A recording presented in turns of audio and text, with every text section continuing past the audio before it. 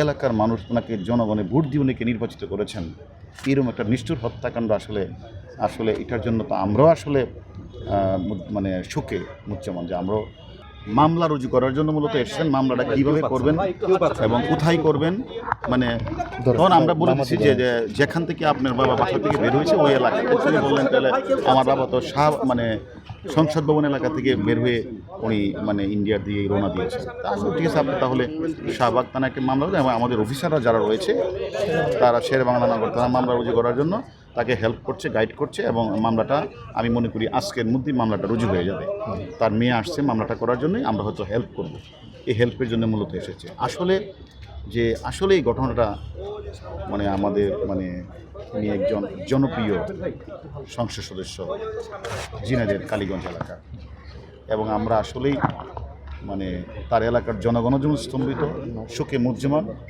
আসলে আমরাও মানে অত্যন্ত মানে এই যে নিষ্ঠুর হত্যাকাণ্ডটা যে আমাদের মাননীয় স্বরাষ্ট্রমন্ত্রী অলরেডি বলেছেন আপনাদের, এই জন্য আমরা মনে করি আমরাও আমাদের তদন্ত যে কাজটা চলছে এটা আসলে স্বাভাবিক কারণেই আমরা অত্যন্ত অধিক গুরুত্ব দিয়ে আমরা কাজটা করছি।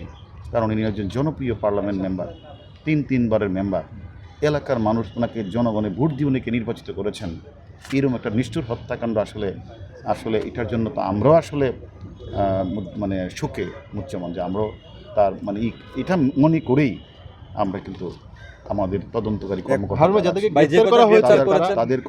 আমাদের তদন্তকারী কর্মকর্তারা কিন্তু কাজ করেছেন ও নিবিড়ভাবে আমরা ইন্ডিয়ান পুলিশের সাথে কাজ করছি এবং আমাদের কাছে কয়েকজন আছে, তাদের সাথে আমরা প্রতিক্ষণেই কথা বলছি, অনেক তথ্য পাচ্ছি। এই তথ্যগুলি আমরা এখন তদন্তের আপনারা হয়তো আমরা দেখেছেন স্বরাষ্ট্রমন্ত্রী মহোদয় বলেছেন, তদন্তের স্বার্থে আমরা এখন বলতে চাচ্ছি না। আমরা মনে করি যে একজন বাংলাদেশি পার্লামেন্ট মেম্বারকে যেভাবে বাংলাদেশের কিছু মানে অপরাধীরা যেভাবে নৃশংস হত্যা করেছে, আমরা কয়েকজনকে আইনের আওতায় নিয়ে আসছি, বাকি যারা রয়েছে প্রত্যেককে আমরা আইনের আওতায় নিয়ে আসবো এবং বিচারের মুখোমুখি আমরা দাঁড় করাবো।